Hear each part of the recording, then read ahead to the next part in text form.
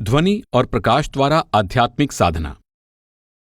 पहले भाग में वर्णन किया जा चुका है कि परमात्मा की प्राप्ति के लिए इंद्रियों एवं मन को पूरी तरह संयम में रखना जरूरी है, परंतु इंद्रियों और मन को आसानी से संयम में नहीं रखा जा सकता, क्योंकि मन को इंद्रियों के विषयों के रस की बहुत चाह रहती है।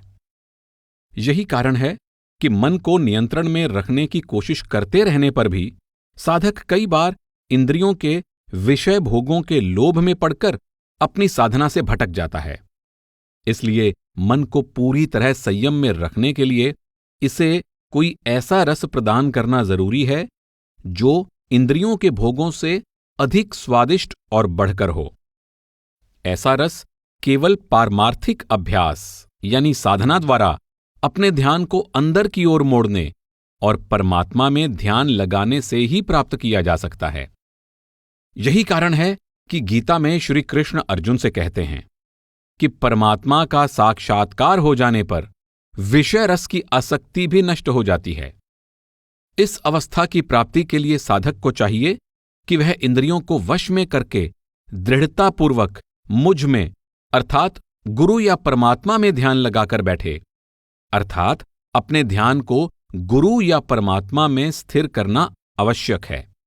दूसरे शब्दों में मन का नियंत्रण यानी संयम तथा पारमार्थिक अभ्यास यानी साधना, इन दोनों को साथ साथ चलना चाहिए। ये दोनों एक दूसरे के सहायक और पूरक हैं।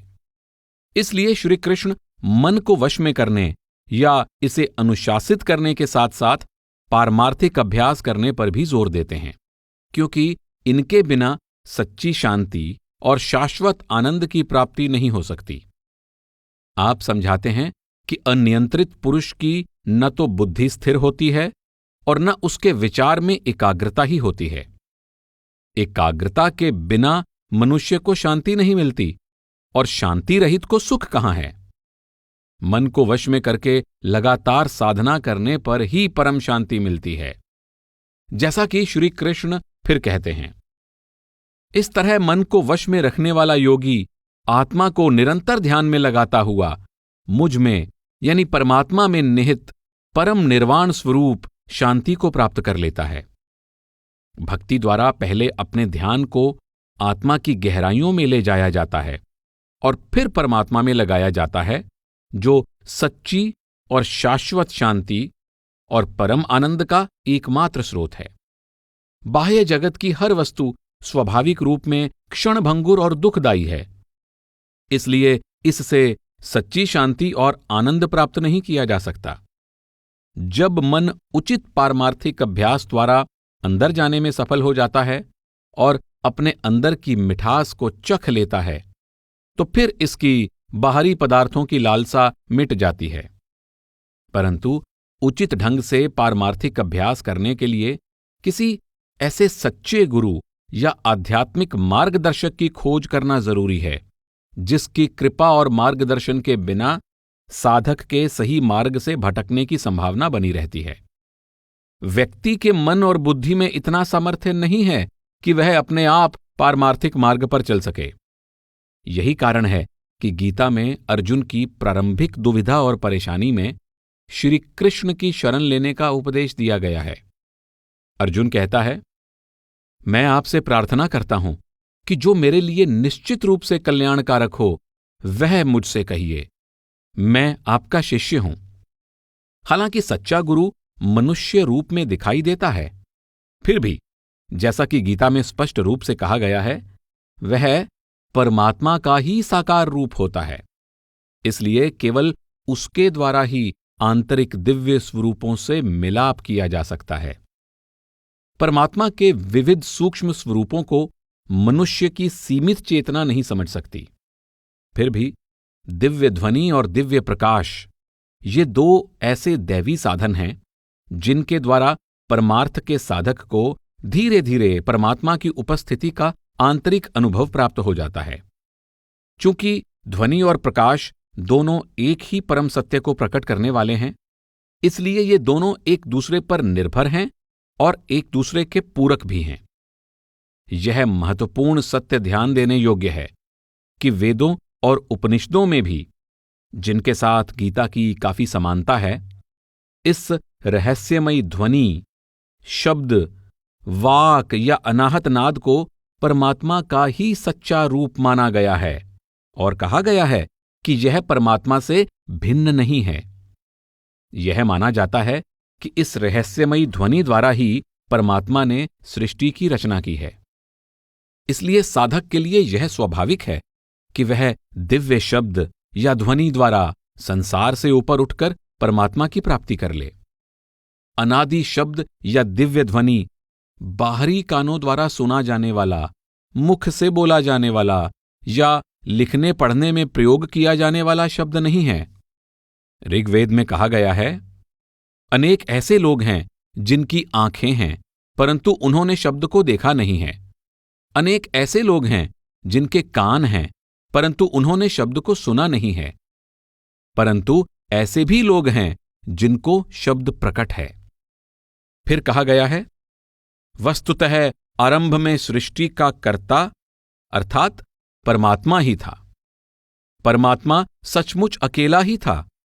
उसके साथ दूसरा केवल वाक अर्थात शब्द था, जो उसी का अपना रूप था। वास्तव में शब्द ही परमात्मा था।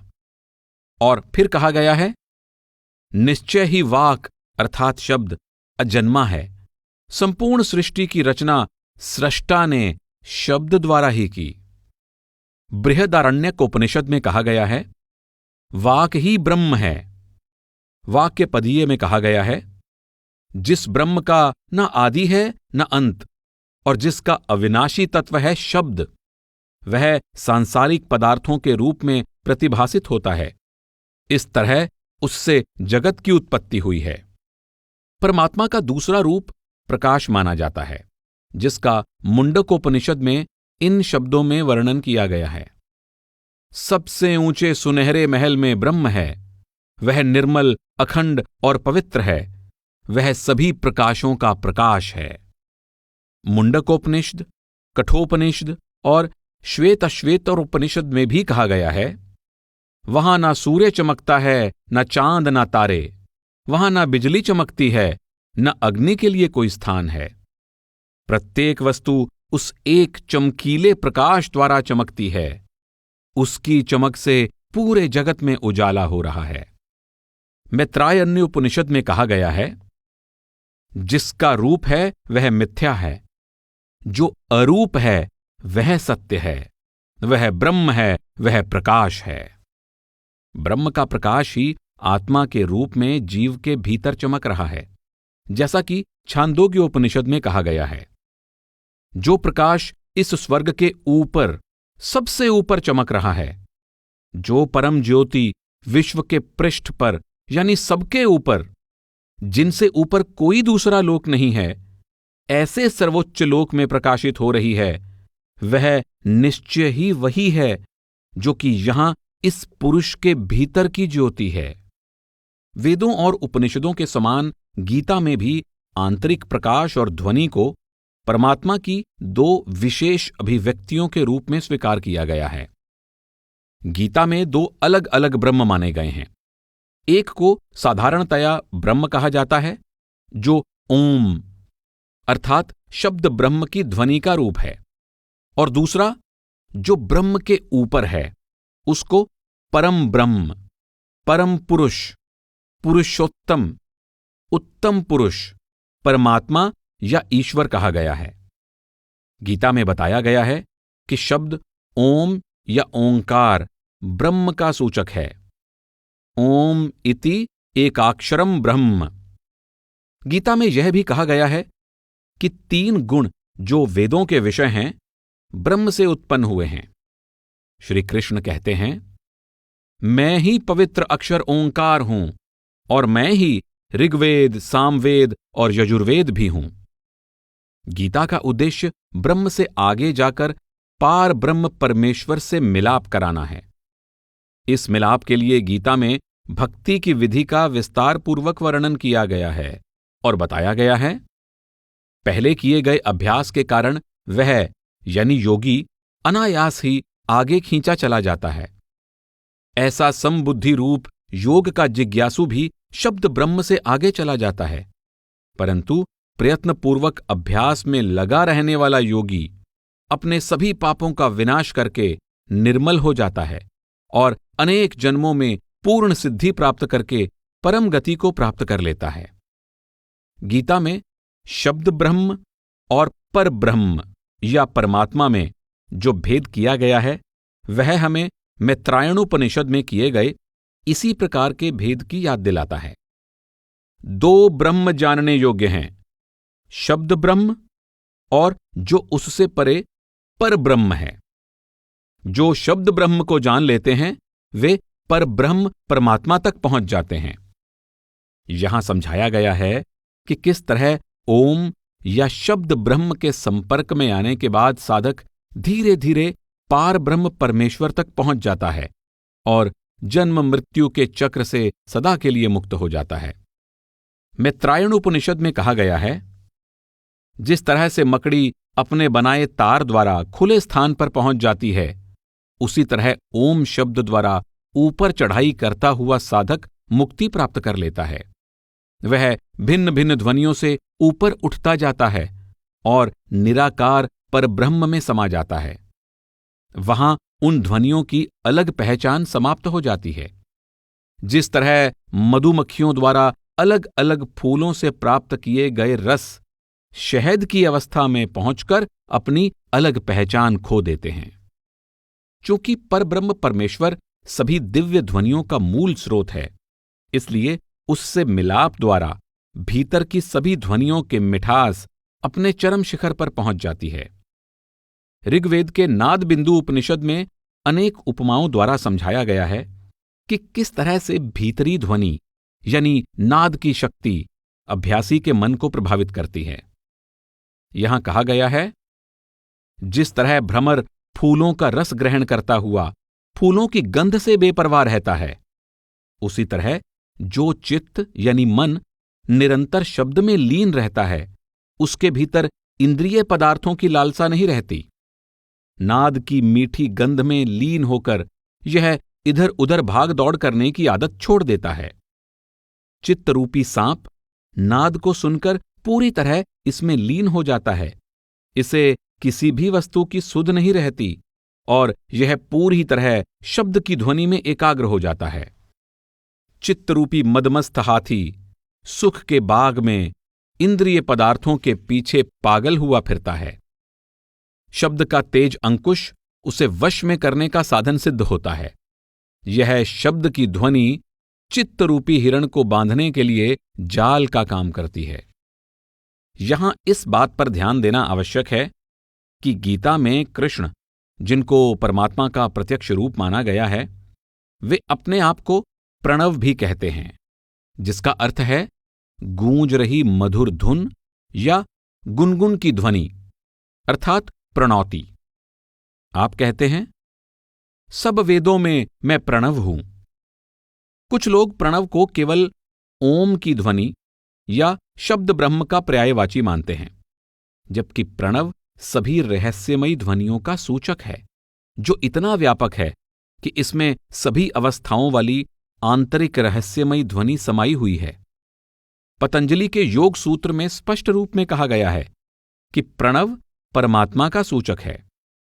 योग सूत्र में स्पष्ट रूप में कहा गया है, तस्य वाचकः प्रणवः, अर्थात प्रणव ईश्वरीय ध्वनि यानी परमात्मा का सूचक है। योग सूत्र में आगे कहा गया है कि सभी सच्चे गुरु जो परमात्मा से ही प्रकट होकर संसार में आते हैं, वे उनमें ही वापस समा जाते हैं। वे इस प्रणव यानी दिव्य ध्वनि या शब्द का स्वरूप होते हैं।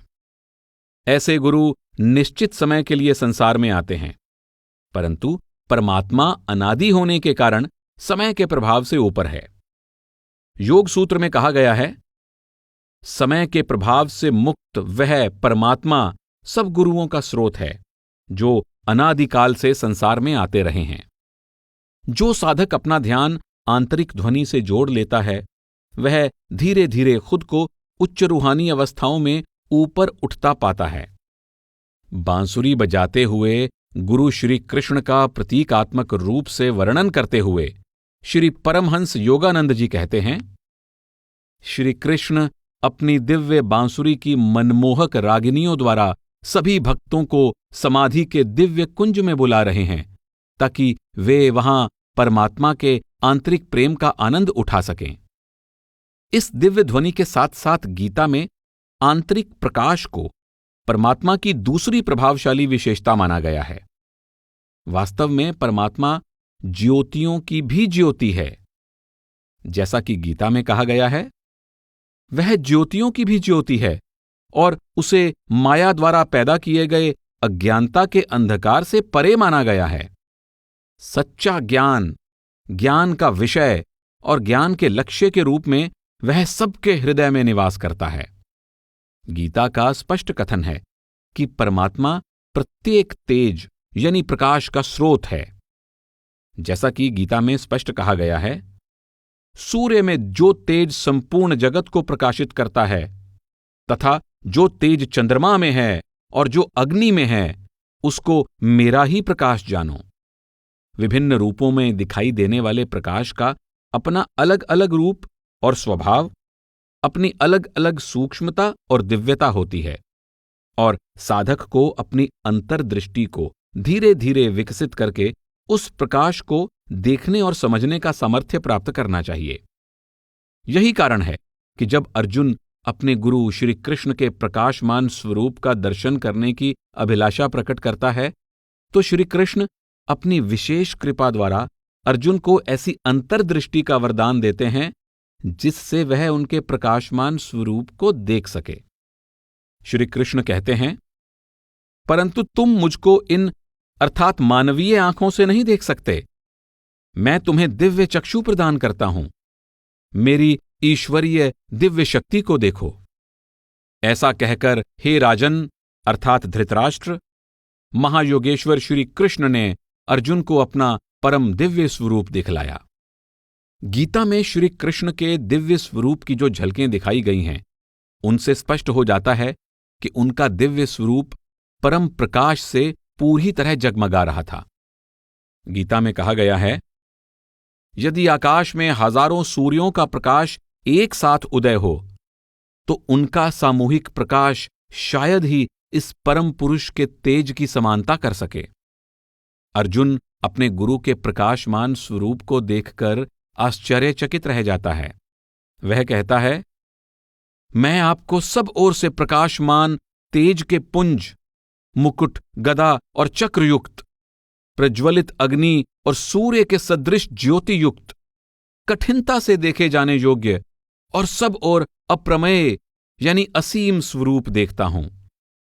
अर्जुन श्री कृष्ण को फिर से कहता है, आपको मैं आदि, अंत और मध्य से रहित, अनंत सामर्थ्य से युक्त, अनंत भुजाओं वाले, चंद्र सूर्य रूप नेत्रों वाले, प्रज्वलित अग्नि रूप मुख वाले तथा अपने तेज द्वारा इस जगत को प्रकाशित करते हुए देख रहा हूं।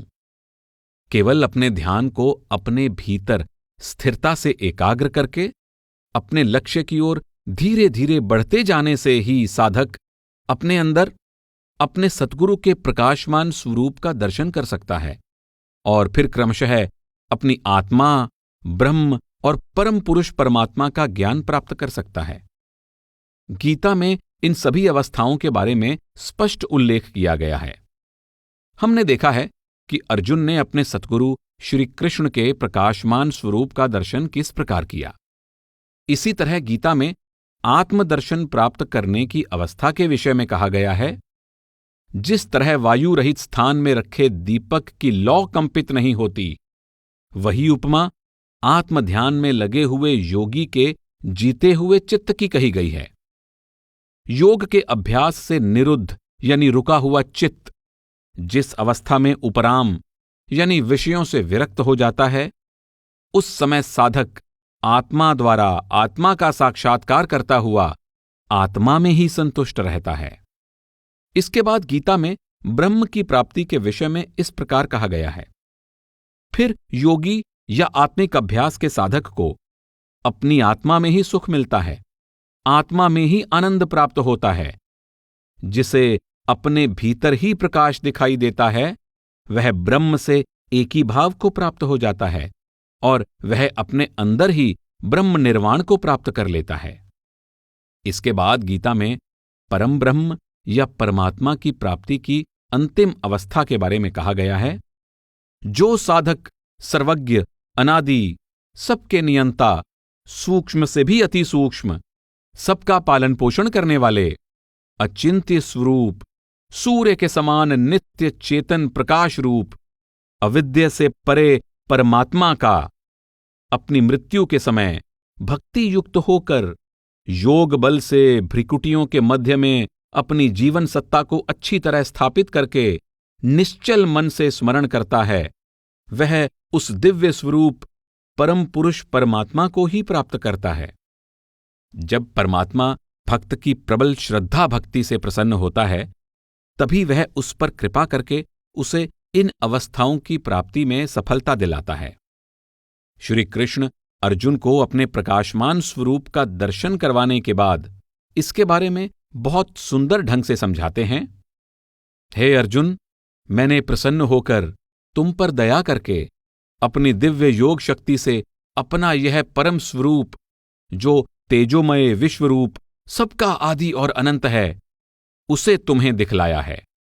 श्री कृष्ण आगे स्पष्ट करते हैं कि केवल भक्ति द्वारा ही परमात्मा को इस रूप में देखा जा सकता है और उनका साक्षात्कार किया जा सकता है।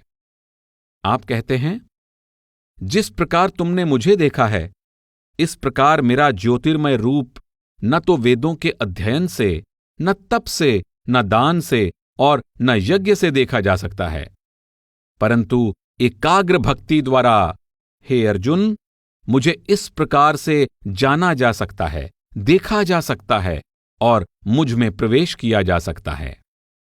इस तरह धीरे धीरे अंतर्दृष्टि खुलने पर साधक को पहले दिव्य चक्षु द्वारा गुरु के प्रकाशमान स्वरूप का दर्शन होता है, जिसे बाहरी आंखों से नहीं देखा जा सकता। इसके बाद ज्ञान चक्षु के खुलने पर साधक भौतिक तत्वों यानी क्षेत्र और उन्हें जानने वाली आत्मा यानी क्षेत्रज्ञ के भेद का ज्ञान प्राप्त करता है। उसके बाद अंत में ज्ञान के प्रकाशमान दीपक द्वारा अज्ञानजन्य अंधकार पूरी तरह नष्ट हो जाता है और सत्य प्रकट हो जाता है। परंतु भ्रमित अज्ञानी लोग इस सत्य को नहीं देख सकते। इसे केवल प्रयत्नशील योगी या ज्ञानी जन ही अपने ज्ञान चक्षु द्वारा देख सकते हैं। इस तरह आंतरिक अभ्यास जीवन के रहस्य को समझने, परमात्मा की प्राप्ति करने और अपने अंतिम लक्ष्य तक पहुंचने का सच्चा साधन है। यही सच्ची शांति और शाश्वत आनंद की प्राप्ति का एकमात्र साधन है। जैसा कि हम अगले अध्याय में देखेंगे कि इन सभी बातों को गीता में बहुत ही स्पष्ट और सुनिश्चित रूप से प्रस्तुत किया गया है। मनुष्य जीवन में स्वतंत्रता और नियतिवाद। गीता के पूरे उपदेश में भगवान कृष्ण अर्जुन को मानसिक दुर्बलता से ऊपर उठने और उचित निर्णय लेकर परमात्मा की प्राप्ति के अपने अंतिम उद्देश्य की पूर्ति के लिए हार्दिक प्रयत्न करने की प्रेरणा देते हैं। अर्जुन को भरोसा दिया जाता है कि यदि वह अपना कर्तव्य ईमानदारी से करेगा तो गुरु यानी श्री कृष्ण की कृपा से उसे अपने उद्देश्य की पूर्ति में अवश्य सफलता मिलेगी। गीता के अनुसार इसमें यह भाव भी निहित है कि सच्चे जिज्ञासु या साधक को अपने कार्य का चयन करने, उचित निर्णय लेने और अपने उद्देश्य की पूर्ति के लिए उचित प्रयत्न करने की स्वतंत्रता है। परंतु उचित निर्णय लेने, उचित कर्म करने और अपने अंतिम लक्ष्य की प्राप्ति करने की राह में भारी रुकावटें और कठिनाइयां होती हैं। इसलिए साधक को सोच विचार करने और कर्म करने में पूरी सतर्कता और सावधानी रखने की जरूरत है। यही कारण है कि श्री कृष्ण अर्जुन को मनुष्य जन्म के रहस्य, इसकी प्रकृति और प्रारब्ध के बारे में विस्तारपूर्वक समझाते हैं, ताकि वह स्वयं निर्णय कर सके कि उसकी भलाई किस में है। परंतु संभव है कि अनेक लोग उस उच्च कोटि की विवेकशीलता को विकसित ना कर पाए हों, जिसको विकसित करने का अवसर अर्जुन को प्राप्त हुआ था। या फिर उन्हें ऐसे सच्चे गुरु से मिलाप का सौभाग्य प्राप्त ना हुआ हो जैसा कि अर्जुन को हुआ था। इसलिए बहुत से लोगों के लिए उचित कार्य का चयन करना और उचित मार्ग पर चलना आसान नहीं होता।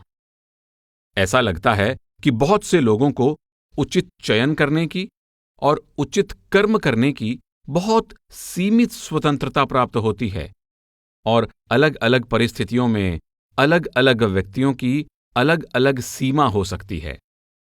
यही कारण है कि परमात्मा की प्राप्ति की राह में अनेक रुकावटों और कठिनाइयों को देखते हुए गीता में साधक को स्पष्ट शब्दों में सावधान किया गया है। हजारों मनुष्यों में कोई एक परमात्मा रूपी सिद्धि को प्राप्त करने के लिए प्रयत्न करता है और उन प्रयत्नशील साधकों में से भी कोई विरला ही तत्वतः यानी यथार्थ रूप में मुझे जान पाता है, अर्थात वास्तव में परमात्मा का दर्शन कर पाता है। जैसा कि हम जानते ही हैं कि मनुष्य एक बहुत ही जटिल और अनेक आयामों यानी पहलुओं वाला जीव है, अर्थात उसमें अलग अलग भौतिक तत्व, जीवन और चेतना, अलग अलग दर्जे की बुद्धि, इच्छा शक्ति और भाव तथा अलग अलग स्तर की प्रभु प्राप्ति की भावना है। जब वह अपनी उच्चतम ईश्वरीय प्रकृति के स्तर का कार्य करता है तब वह वास्तव में स्वतंत्र होता है, परंतु जब वह निम्न वर्ग के तत्वों के अधीन होकर कार्य करता है तब अनेक प्रभावों की मात्रा के अनुसार उसकी स्वतंत्रता बहुत सीमित हो जाती है। अपने अनगिनत पिछले जन्मों से संबंधित कर्मों के अनुसार मनुष्य की जटिलता और भी अधिक बढ़ जाती है। कर्म 3 प्रकार के हैं। 1. संचित कर्म, पिछले अनगिनत जन्मों में किए हुए कर्मों का भंडार। 2. प्रारब्ध कर्म, भाग्य या तकदीर, संचित कर्मों के भंडार से इस जन्म में भोगने के लिए प्राप्त हुए कर्म। 3. क्रियमाण कर्म, इस जन्म में किए जा रहे कर्म। इन 3 प्रकार के कर्मों में दूसरे प्रकार के कर्म यानी प्रारब्ध कर्म निश्चित रूप से परिवर्तन रहित होते हैं और जीव को इस जन्म में हर हालत में उनका फल भोगना ही पड़ता है। इस निश्चित रूप से निर्धारित प्रारब्ध कर्मों के अतिरिक्त जीव इस जन्म में किए जाने वाले कर्मों का स्वेच्छा से चयन करने के लिए स्वतंत्र है। इस तरह गीता में आंशिक रूप से कर्म के पूर्व निश्चित होने और दूसरी ओर आंशिक रूप से कर्मों के चयन करने के लिए स्वतंत्र होने की बात कही गई है। संसार में मनुष्य की ऐसी स्थिति की तुलना ताश के खिलाड़ियों से भी की जा सकती है। खेल के नियम पूर्व निश्चित हैं और पत्ते अच्छे बुरे जैसे भी हों खिलाड़ियों को प्राप्त हो जाते हैं। यहां तक तो सब कुछ पूर्व निश्चित है, परंतु अच्छे पत्ते प्राप्त हो जाने पर भी अनाड़ी खिलाड़ी मूर्खता से खेल खेलकर हार जाता है, परंतु निपुण खिलाड़ी बुरे पत्ते प्राप्त होने पर भी कुशलता से खेलकर जीत जाता है। इसी तरह प्रारब्ध अच्छी हो या बुरी, उचित चयन और उचित प्रयास द्वारा हम अपने अंतिम उद्देश्य की पूर्ति में सफल हो सकते हैं। गीता में उचित चयन के महत्व के साथ साथ स्पष्ट शब्दों में मनुष्य द्वारा किए जाने वाले उचित प्रयत्न का महत्व भी समझाया गया है। इसमें पारमार्थिक उद्देश्य सहित जीवन के सभी क्षेत्रों में सफलता प्राप्त करने के लिए मनुष्य द्वारा किए जाने वाले प्रयत्न को आवश्यक माना गया है। उदाहरण के रूप में गीता में कहा गया है कि पारमार्थिक साधना यानी योग द्वारा उसी साधक के कष्ट दूर होते हैं जो उचित चेष्टा करने वाला है। इसमें फिर से कहा गया है, कर्मों में यथा योग्य चेष्टा करने वाले योगी अपने अंदर निवास करने वाली आत्मा को देखते हैं। अपने कर्मों के कारण मनुष्य इस संसार से बंधा हुआ है, परंतु इस संसार में रहते हुए कर्म किए बिना रह पाना असंभव है। श्री कृष्ण संसार में रहते हुए कर्म करने की ऐसी विधि समझाते हैं जिससे मनुष्य संसार में रहते हुए और कर्म करते हुए भी कर्मों के प्रभाव से दूषित नहीं होता। साधारण व्यक्ति आमतौर पर 3 प्रकार के कर्म करते हैं, अच्छे, बुरे या मिश्रित। ये सभी कर्म अपनी छाप उत्पन्न करके कर्म करने वाले को बांध लेते हैं। परंतु श्री कृष्ण चौथे प्रकार के कर्म का उपदेश देते हैं। यह निष्काम कर्म है। निष्काम कर्म अपनी कोई छाप नहीं छोड़ता। इसलिए जिस तरह कमल का पत्ता पानी में रहते हुए भी पानी से अछूता रहता है, इसी तरह निष्काम कर्म करने वाला पाप से दूषित नहीं होता। इस प्रकार के कर्म को गीता में सच्चा योग कहा गया है, जिसे कर्म में कुशलता अर्थात कर्मसु कौशलम कहकर परिभाषित किया गया है। कर्मों में कुशलता इस बात पर आधारित है कि ये कर्म इस ढंग से किए जाएं कि कर्ता इन कर्मों के करने से दूषित ना हो। ऐसे कर्म का कर्ता समत्व भाव से कर्म करता है। इसलिए योग की एक अन्य परिभाषा दी गई है, मन का समत्व भाव। जो अपने कर्मों के फलों में आसक्ति को त्याग कर बिना किसी पर आश्रित हुए सदा तृप्त रहता है, वह कर्मों को करता हुआ भी वास्तव में कुछ भी नहीं करता। कर्मयोगी कर्म करता हुआ भी उनसे लिप्त नहीं रहता है। इसे ही कर्मयोग या निष्काम कर्म कहा जाता है। एम हिरिन्ना के अनुसार यह कर्म का त्याग नहीं, कर्म में त्याग है। श्री कृष्ण ने गीता में अनेक भिन्न भिन्न तरीकों से समझाया है कि कैसे कर्मों का प्रभाव नष्ट किया जा सकता है, कर्मों के बंधन से छुटकारा पाया जा सकता है और सदा के लिए मुक्ति प्राप्त की जा सकती है। आप कहते हैं, यज्ञ रूप किए गए कर्मों के अतिरिक्त अन्य कर्मों में लगे लोग कर्मों से बंधे रहते हैं। इसलिए हे अर्जुन, तुम उसी प्रकार आसक्ति रहित होकर यज्ञ के निमित्त कर्तव्य कर्म करो। प्रकृति से उत्पन्न 3 गुण, सत्वगुण, रजोगुण या तमोगुण, अविनाशी जीवात्मा को शरीर से बांधते हैं। इसलिए श्री कृष्ण कहते हैं, हे अर्जुन, अब कर्मयोग के विषय में सुनो। जिस बुद्धि से युक्त हुए तुम कर्मों के बंधन को सर्वथा नष्ट कर डालोगे। कर्म बंधनम प्रहास्यसि। हे अर्जुन, ऐसे योगी को कर्म नहीं बांधते जिसने योग द्वारा कर्मों को परमात्मा में अर्पण कर दिया है, जिसने विवेक द्वारा सभी शंकाओं का नाश कर दिया है तथा जिसने अपने आप को संयमित कर रखा है। इस तरह तुम शुभ और अशुभ फल देने वाले कर्मों के बंधन से मुक्त हो जाओगे। अपने चित्त को दृढ़तापूर्वक संन्यास योग में स्थिर करके तुम मुक्त होकर मेरे ही पास आओगे। जो मुझे तत्व से जान लेता है वह कर्मों से नहीं बंधता। कर्म भिर्न स बध्यते। गीता आंशिक नियतिवाद और आंशिक अनियतिवाद को मानती है। अर्थात गीता के अनुसार जीव कुछ सीमा तक कर्म करने के लिए बाध्य है और किसी सीमा तक उसे कर्मों के चयन करने के लिए स्वतंत्रता है। इस बात का संकेत गीता में गिनाए गए कर्म करने के 5 साधनों द्वारा भी मिलता है। ये कारण है इंद्रियां, मन और बुद्धि सहित जीव का शरीर यानी अधिष्ठान, जीवात्मा यानी कर्ता, कर्म करने के विशेष साधन यानी करण, भांति भांति की चेष्टाएं और प्रारब्ध अर्थात दैव। प्रारब्ध के साथ साथ चेष्टा या प्रयत्न के उल्लेख से पता चलता है कि जीवन की कुछ घटनाओं के प्रारब्ध के अनुसार पूर्व निश्चित होने पर भी उचित चेष्टा द्वारा हमें इस जन्म और अपने भविष्य को सुधारने की सीमित स्वतंत्रता प्राप्त है। मनुष्य द्वारा किए गए प्रयत्नों या कर्मों के महत्व को देखते हुए मन, बुद्धि और एकादश इंद्रियों सहित इस भौतिक शरीर को क्षेत्र कहा गया है, जिसमें पुण्य और पाप के बीज बोए जाते हैं। मनुष्य अपने अच्छे या बुरे कर्मों द्वारा अपने भविष्य को संवार या बिगाड़ सकता है। यही कारण है कि इस अध्याय के आरंभ में मनुष्य जीवन को कर्मों का मैदान यानी कर्म भूमि कहा गया है, जो अन्य सभी योनियों से खास है। मनुष्य से निम्न तथा उच्च सभी योनियों को भोग का मैदान यानी भोग भूमि कहा गया है, जिनमें केवल किए हुए कर्मों का फल भोगा जाता है। मनुष्य स्वयं ही अपने कर्मों द्वारा अपने को बंधन में डालता है, इसलिए उसे स्वयं ही अपने विवेक द्वारा उचित कर्म करके अपने आप को मुक्त करना होगा। दूसरे शब्दों में, मनुष्य को अपनी चित्तवृत्ति यानी अंतःकरण को आत्मा द्वारा नियंत्रित करना होगा।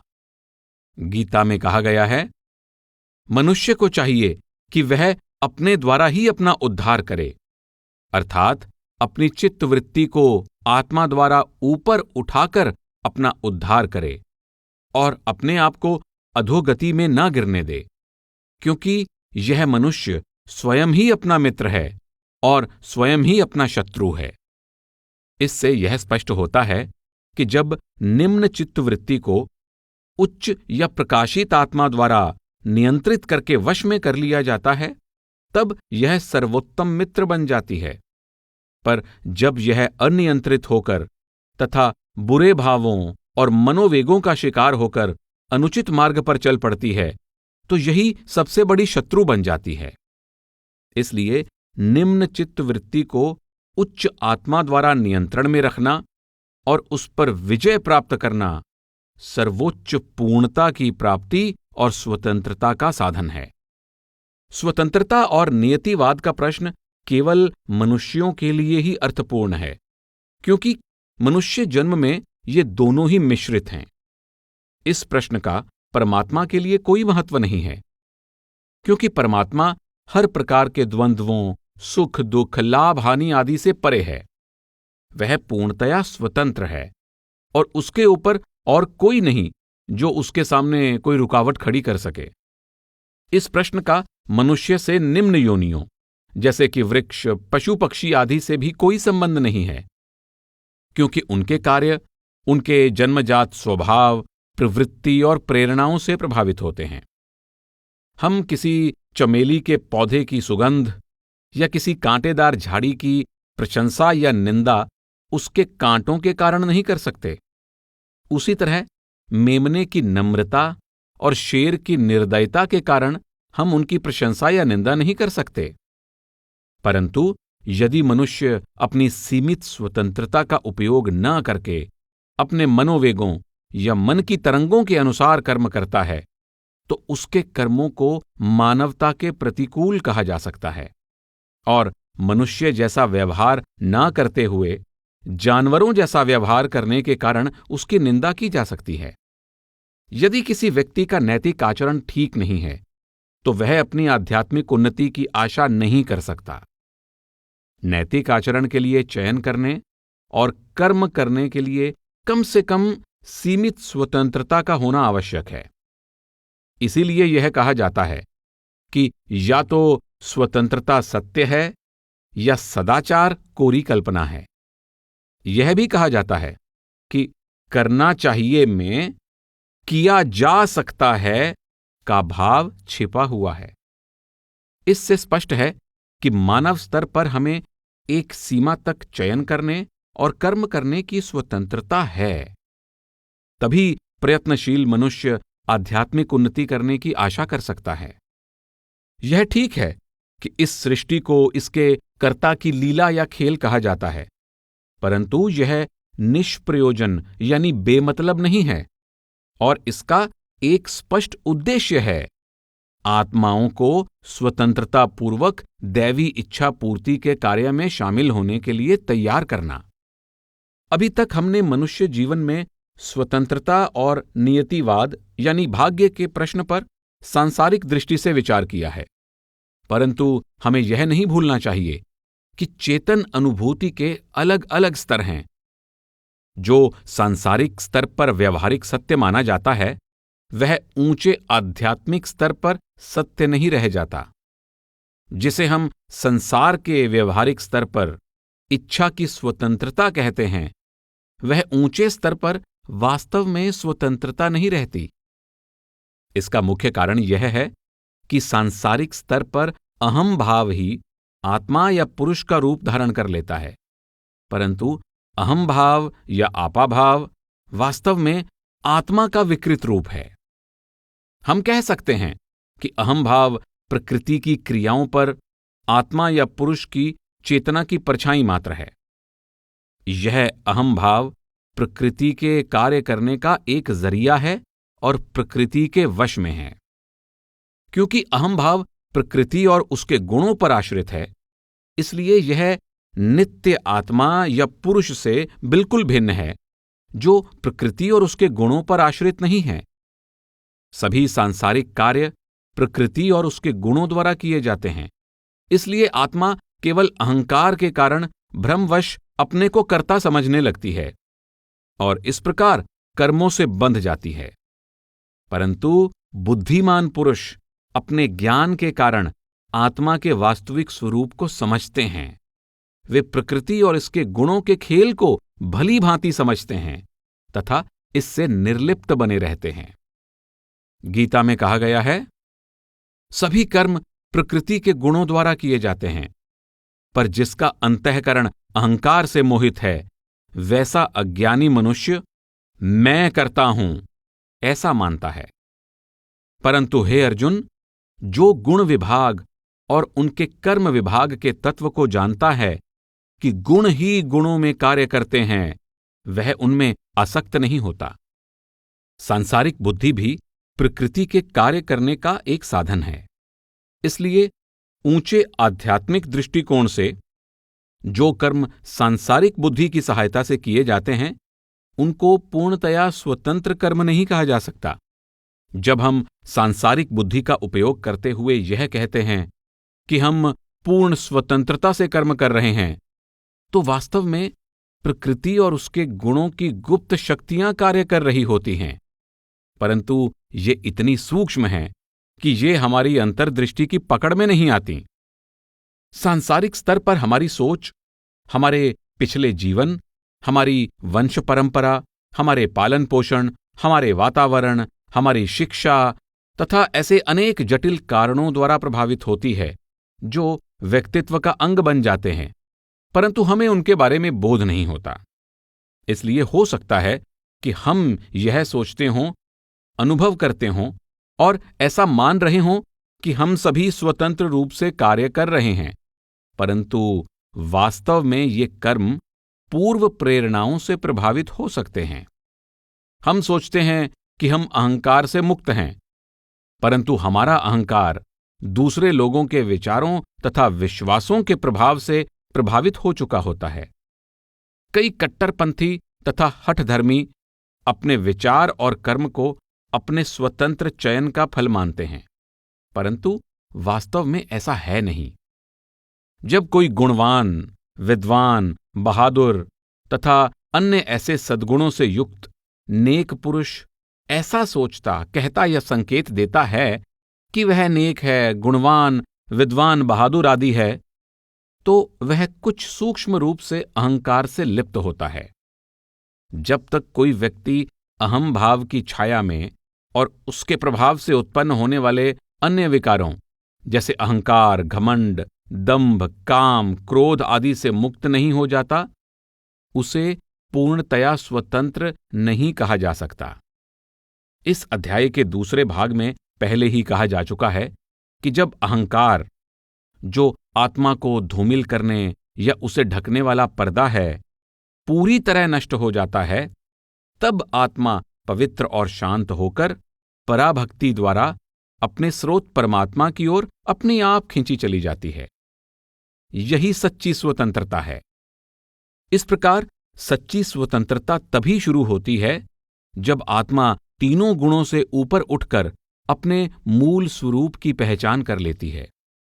यह ठीक है कि आत्मा अहंकार द्वारा ही अपने आप को और अधिक निर्मल करते रहने की प्रक्रिया से गुजरती है, परंतु जब यह पूर्ण निर्मलता की अवस्था प्राप्त कर लेती है, तब अहंकार का नाश हो जाता है।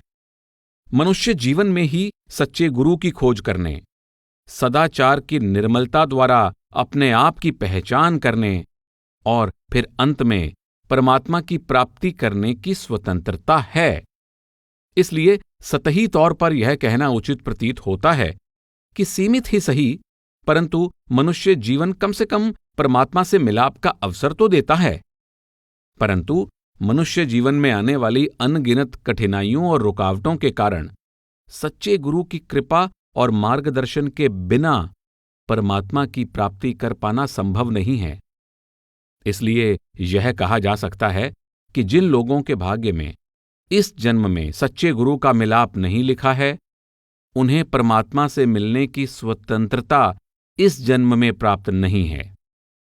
फिर भी यदि वे उचित आचरण का चयन करके सच्चे दिल से दृढ़तापूर्वक अभ्यास करते रहें, तो उन्हें अगले जन्म या फिर उससे अगले जन्मों में सच्चे गुरु की खोज में सफलता मिल सकती है और फिर कई जन्मों में पूर्ण सिद्धि प्राप्त करके वे परम गति को प्राप्त कर सकते हैं। इसलिए यह कहने की बजाय कि मनुष्य जीवन परमात्मा की प्राप्ति की सीमित स्वतंत्रता प्रदान करता है, ऐसा कहना अधिक उचित होगा कि मनुष्य जीवन परमात्मा की प्राप्ति की ओर बढ़ने का प्रयत्न करने की सीमित स्वतंत्रता प्रदान करता है। इसलिए जिनके भाग्य में इस जन्म में पूरे गुरु का मिलाप नहीं लिखा है, वे भी अपनी सीमित स्वतंत्रता के उपयोग द्वारा उचित आचरण का चयन करके और उचित मार्ग अपनाकर किसी अगले जन्म में परमात्मा की प्राप्ति की ओर अग्रसर होने के लिए प्रयत्न कर सकते हैं। मनुष्य जीवन में प्राप्त इस सीमित स्वतंत्रता को पा लेने पर भी यदि कुछ लोग इस उपलब्धि या स्वतंत्रता का अनुचित उपयोग करने का निश्चय कर लेते हैं और अहंकार तथा भ्रम के प्रभाव के अधीन होकर सभी के अंदर बसने वाले परमात्मा के अस्तित्व को भी नहीं मानते और भांति भांति के पाप कर्म करते रहते हैं, तो वे अपने किए हुए कर्मों के कारण बार बार निचली योनियों में जन्म लेकर दुख भोगते हैं। इस प्रकार बुरी तरह भ्रम के शिकार लोगों के भाग्य की ओर संकेत करते हुए श्री कृष्ण कहते हैं, मिथ्या अहंकार, बल, घमंड, काम और क्रोध के वश होकर ये ईर्ष्यालु लोग मुझसे घृणा करते हैं, यद्यपि मैं उनके शरीर में तथा अन्य सभी जीवों के अंदर स्थित हूं। हे अर्जुन, अनेक जन्मों में आसुरी योनियों में पैदा होने वाले ये मूढ़ लोग मुझको प्राप्त नहीं होते, बल्कि और अधिक नीची गति को प्राप्त होते हैं। इस तरह अपनी सीमित स्वतंत्रता के उचित या अनुचित उपयोग द्वारा मनुष्य सबसे उच्च या सबसे निम्न अवस्था तक पहुंच सकते हैं। इसलिए इस बात से इनकार नहीं किया जा सकता कि मनुष्य के उचित चयन और प्रयत्न की भी परमात्मा की प्राप्ति में अपनी सीमित भूमिका होती है। सभी जानते हैं कि परमात्मा से मिलाप की तीव्र इच्छा रखते हुए परमात्मा की ओर मुड़ने वाले घोर पापियों का भी उद्धार हो गया। जो भी परमात्मा की ओर मुड़ता है, परमात्मा सदा उस पर दया करने के लिए तैयार रहता है, परंतु जीव को हृदय की निर्मलता, विनम्र समर्पण और सच्चे प्रेम द्वारा अपने आप को उसकी दया का पात्र बनाना चाहिए। परमात्मा प्रेम स्वरूप है, वह अंदर बाहर प्रेम ही प्रेम है। परमात्मा अपने बच्चों से कितना प्रेम करता है, इसका अनुमान बच्चे नहीं लगा सकते। वह धैर्य से प्रतीक्षा कर रहा है कि हम कब उस परमपिता की ओर मुड़ेंगे और उसकी दिव्य पुकार की ओर ध्यान देंगे। परंतु यदि हम उसे भूले ही रहना चाहेंगे और संसार के भ्रामक और लुभावने पदार्थों के साथ खेलने में ही लगे रहेंगे और परमात्मा की पुकार को अनसुनी कर देंगे, तो इसके लिए हम स्वयं ही दोषी होंगे। यदि हम अपने भ्रामक अहंकार का त्याग कर दें और परमात्मा की इच्छा में भरोसा रखें, तो वह हमें कभी भी निराश नहीं करेगा तथा हमारी रक्षा अवश्य करेगा। इसलिए हमें चाहिए कि अपने आप को प्रभु की इच्छा के आगे अर्पित कर दें और उसके प्रेम का आश्रय लें, जिससे परमात्मा अपने आनंददायक, मनमोहक और ऊपर उठाने वाले प्रेम से हमारे हृदय को भर दे। उचित ढंग से चयन करने और उचित कार्य करने का यही सही मार्ग है। इसलिए हमें चाहिए कि हम अपनी सीमित स्वतंत्रता का उपयोग अपने अविनाशी परम धाम की प्राप्ति के लिए करें, जहां हम सदा परम शांति और सुख का आनंद उठा सकेंगे। गीता के अंतिम अध्याय के एक श्लोक में श्री कृष्ण ने अर्जुन को यही उपदेश दिया है। हे अर्जुन, तुम सब तरह से प्रेम पूर्वक उस परमेश्वर की ही शरण में जाओ। उसकी कृपा से ही तुम परम शांति और स्थायी यानी अचल धाम को प्राप्त करोगे।